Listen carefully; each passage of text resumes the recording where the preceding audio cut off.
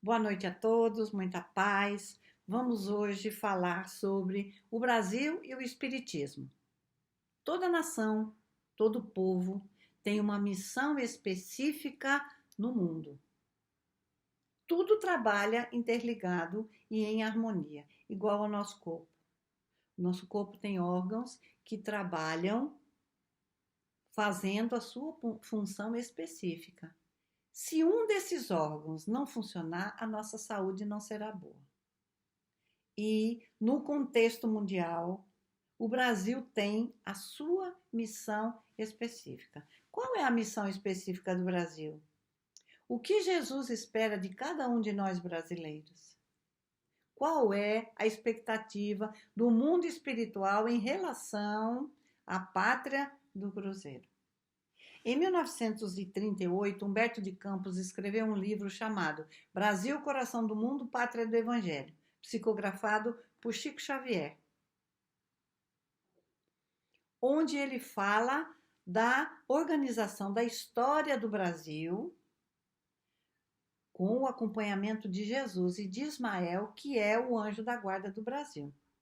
Então, quando nós vemos o título Brasil, Coração do Mundo e Pátria do Evangelho, nós achamos que nós fomos escolhidos porque nós somos melhores e que o Brasil era destinado a uma posição de domínio econômico, político e social.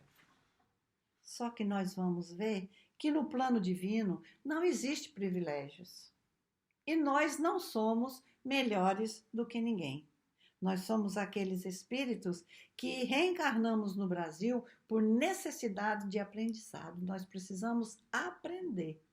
Somos aqueles espíritos escolhidos por Jesus. Jesus nos convidou para reencarnar no Brasil, para curar a nossa alma. Se nós precisamos curar, é porque nós estamos doentes. Somos espíritos, somos aqueles espíritos que viemos de muitos fracassos, de fracassos demorados e fracassos repetidos. E tivemos a oportunidade de mudar de contexto, de mudar de cultura e de mudar de geografia, com a oportunidade de renascer num país onde existe uma grande tolerância religiosa. Todos os credos, todas as pessoas de credos diferentes convivem no Brasil harmoniosamente. O Brasil é um país do acolhimento. Nós recebemos todas as pessoas de coração aberto.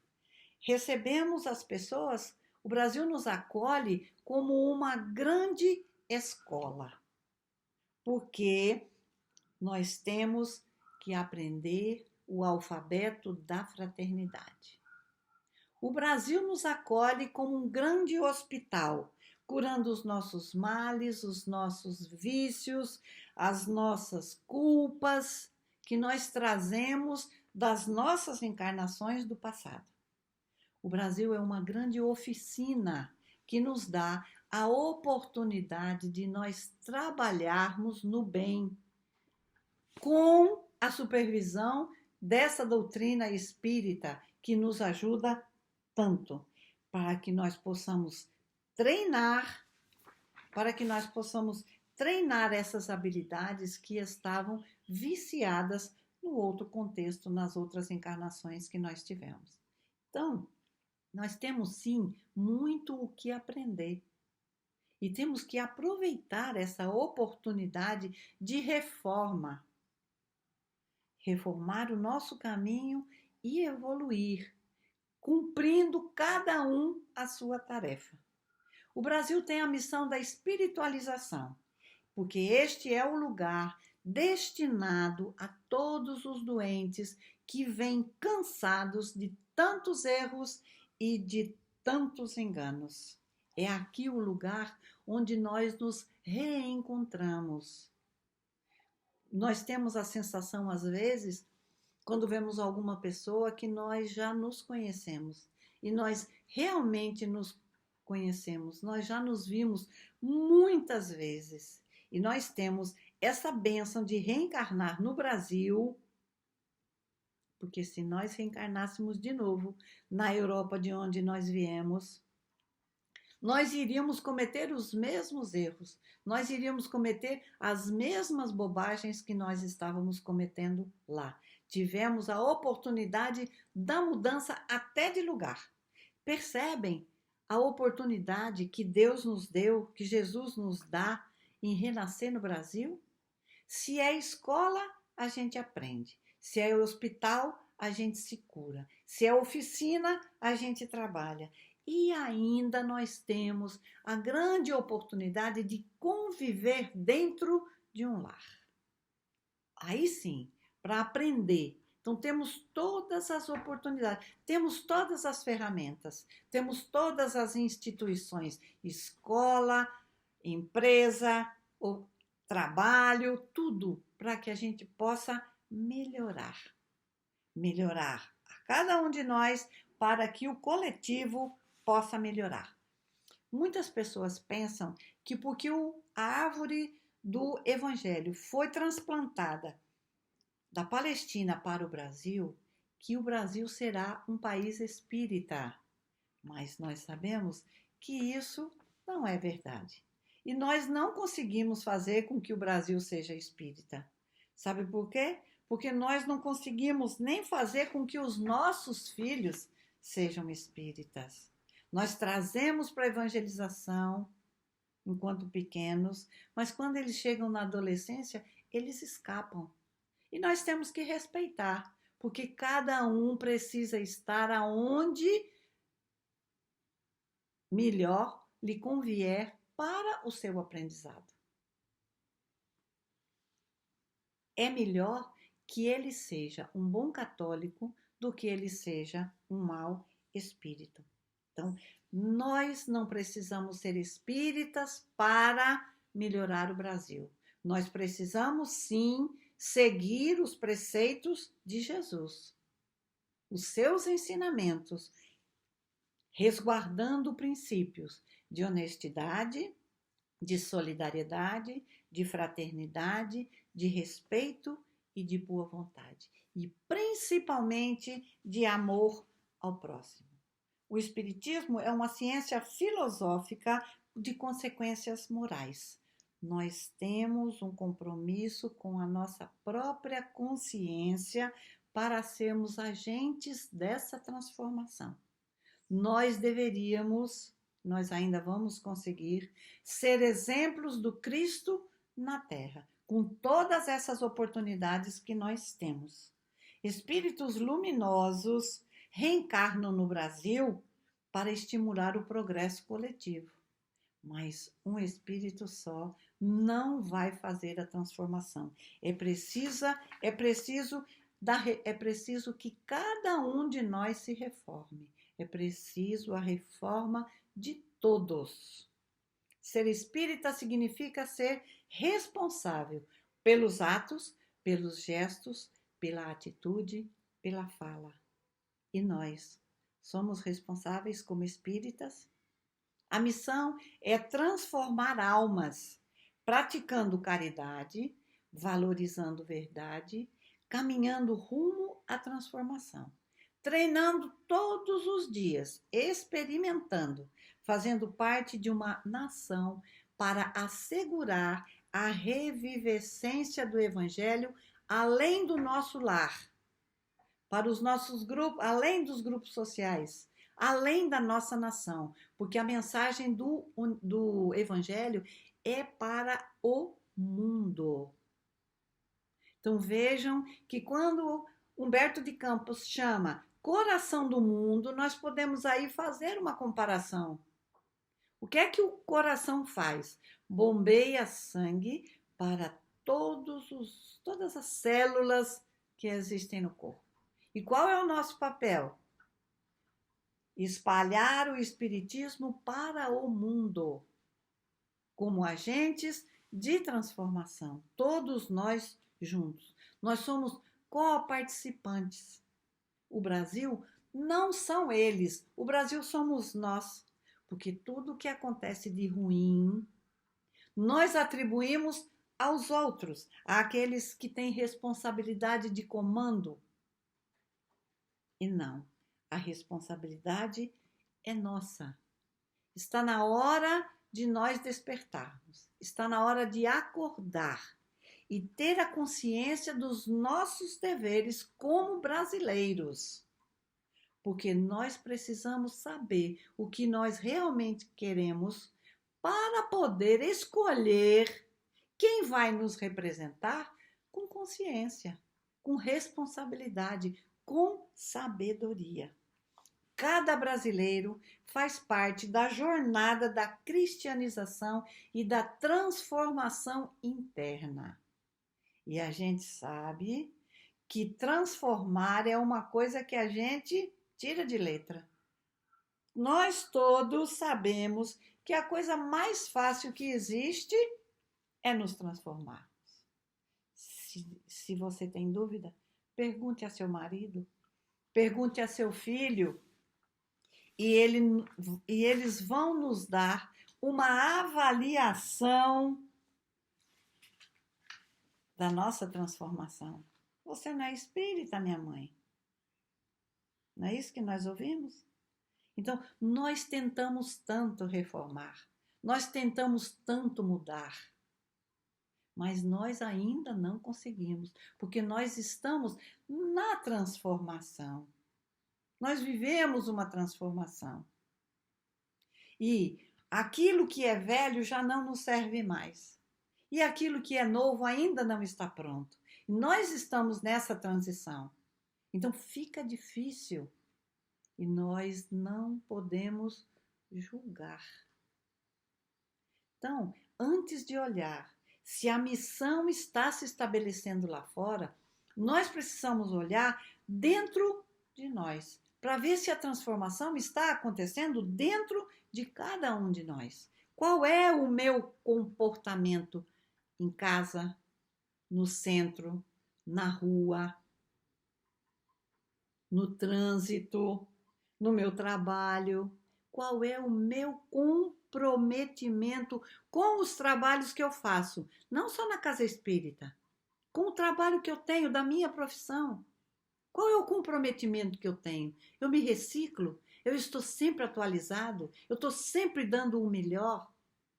Porque senão eu também sou taxado de corrupto. Se eu faço sempre do mesmo jeito.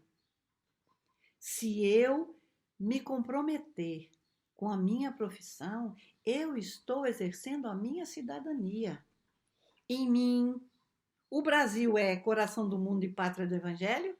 Em mim, dentro do meu coração? Então chegou a hora de nós revermos as nossas atitudes e ver se elas estão coerentes com aquilo que Jesus espera de nós. Eu, enquanto espírita, qual é o meu papel? O que é que eu faço para minimizar os dados estarrecedores que nós temos de violência, de desamor, de conflito? O que é que eu faço de bom para ajudar, para educar, para criar, para melhorar? Então, é preciso começar dentro de nós, no nosso lar, para depois ir para a rua. Não adianta fazer evangelho no lar se o evangelho, se as mensagens do evangelho não modificarem a nossa maneira de ver as coisas. A nossa maneira de ver e a nossa maneira de agir. Nós precisamos vivenciar esse evangelho. Nós precisamos de conduta moral. Nós precisamos ver as mensagens do Evangelho e aprender realmente a perdoar, aprender realmente a amar pacificando, transformar tudo em pacificação, transformar os conflitos em pacificação. Porque nós não estamos lidando com um país de fora, nós estamos lidando com um país interno, que é o nosso ser, a nossa família, o nosso trabalho. Nós não somos espectadores. Nós fazemos parte deste Brasil. Numa pesquisa foi perguntado: você inveja 90% das pessoas disseram não. Você é invejado? 90% das pessoas disseram sim, sou muito invejado. Você é racista? Não. E o Brasil é um país racista? Sim, o Brasil é um país muito racista. E nós estamos aonde? Fora desse contexto?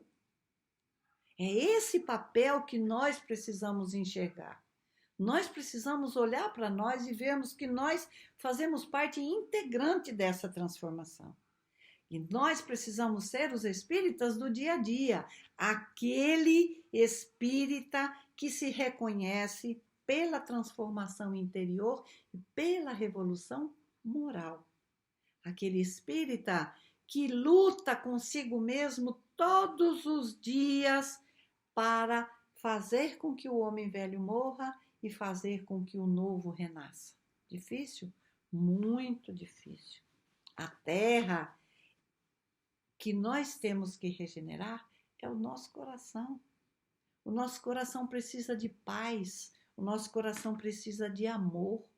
E o processo de regeneração, já por aí a gente vê que o processo de regeneração já começou há muito tempo.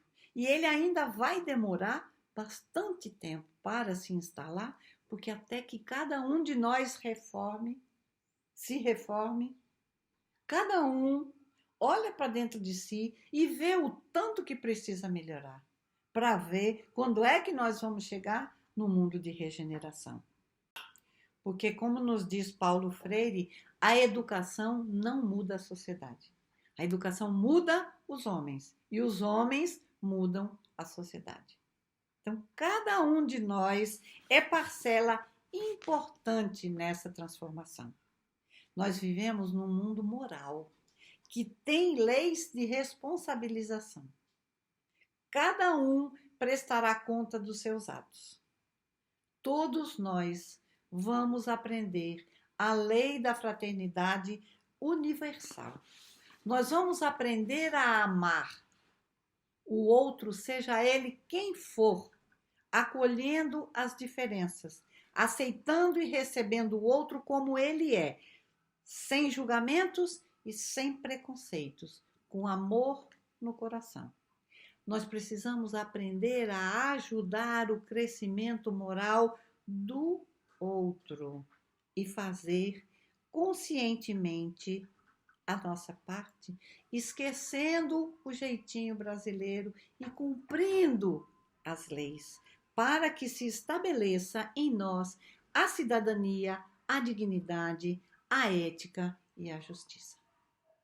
Transformar as manifestações de agressividade em manifestações de pacificação, como fez Gandhi.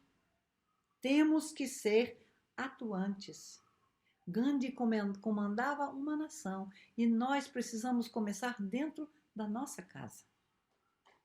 Somos o maior país espírita do mundo, o país que acolhe todas as raças, todos aqueles que vêm de fora, mas a acolhida maior é a do plano espiritual, que nos dá a oportunidade para a reencarnação e o aprimoramento.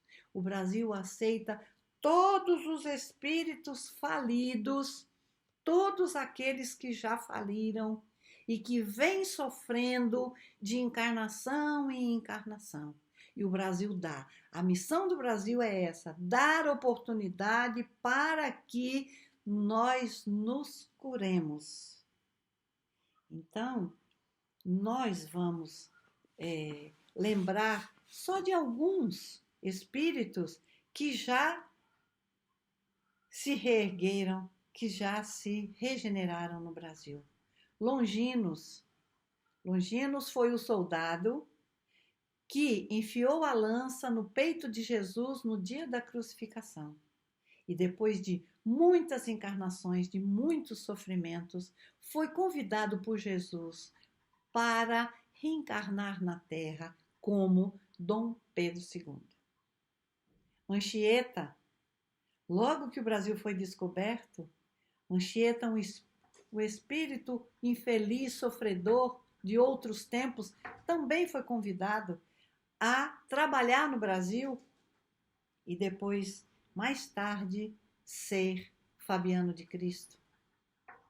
Quem leu há 2000 anos se lembra de Públio Lentulus, que reencarnou como Manuel da Nóbrega e nós sabemos que é o nosso Emmanuel. Então, esse país já regenerou muitos espíritos e regenera todos os dias. Então, é o país que tem a missão de regenerar seres. Então, vamos aproveitar essa encarnação e vamos trabalhar com todas as ferramentas que nos são oferecidas para o nosso progresso moral e espiritual e para que o Brasil seja realmente a pátria do Evangelho. E nesse momento, eu quero fazer 3 convites. O primeiro convite é que todos leiam Coração do Mundo, Brasil, Coração do Mundo, Pátria do Evangelho, que vai enriquecer, que vai ajudar a gente a compreender muitas coisas. O segundo é que nós coloquemos no nosso Evangelho do Lar todos os nossos governantes, todas as pessoas que estão numa missão de mando, porque essas pessoas já erraram muito, os compromissos delas são muito grandes nessa área. E elas também sofrem muito. E nós não podemos julgar.